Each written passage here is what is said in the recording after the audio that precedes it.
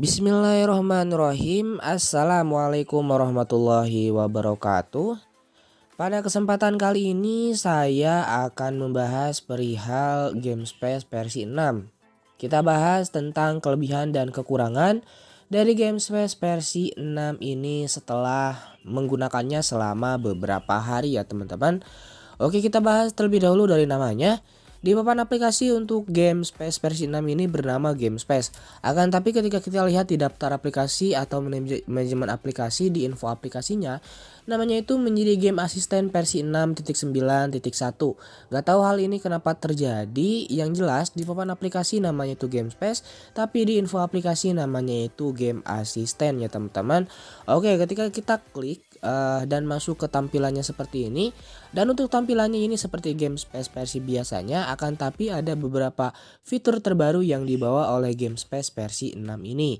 Adapun kelebihan pertama yang dirasakan adalah adanya fitur voice changers ya teman-teman. Dimana fitur voice changers ini membawa angin segar, membawa kabar gembira bahwasanya untuk Realme UI 2.0 bisa menikmati fitur ini. Ya, walaupun untuk detik sekarang belum bisa merasakan di semua game.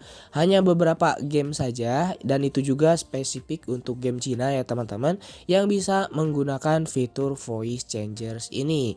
Oke, itulah kelebihan yang pertama. Kemudian kelebihan yang kedua ada di bagian toolkit gamenya teman-teman.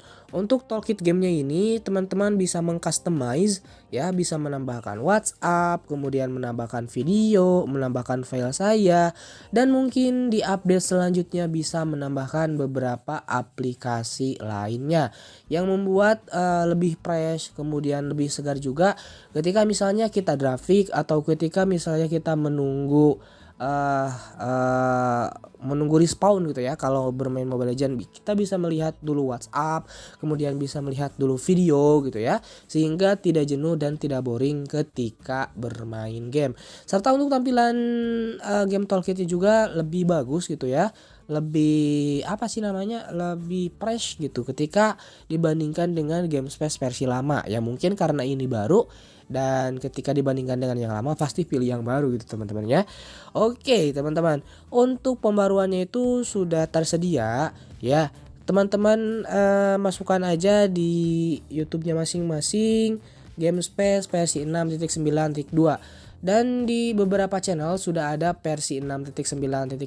Teman-teman lihat aja. Akan tetapi untuk file downloadnya belum tersedia sampai sekarang gitu ya. Dan baru tersedia itu di GameSpace versi 6.9.1 new build gitu ya, new build, belum ada 6.9.2. Nanti kalau udah ada versi 6.9.2, insyaallah saya bakalan review, saya bakalan berikan cara download dan cara installnya. Kemudian kekurangan yang dialami oleh GameSpace versi ini adalah yang pertama ada di bagian settingnya teman-teman ya. Di hide icon on home screen tidak berfungsi gitu ya untuk hide game icon on home screennya.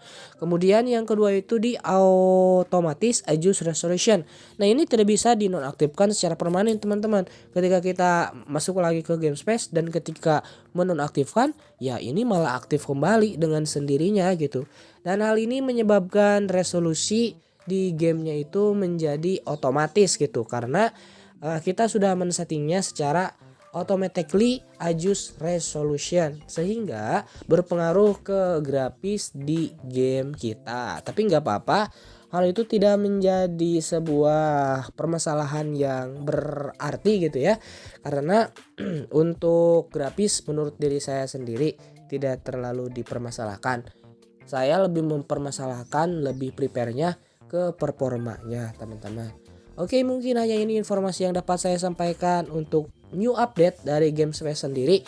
Nanti insyaallah saya bakalan berikan informasinya. Semoga informasi ini bermanfaat. Jikalau teman-teman suka silahkan di like, jikalau tidak suka silahkan dislike saja. Saya akhiri.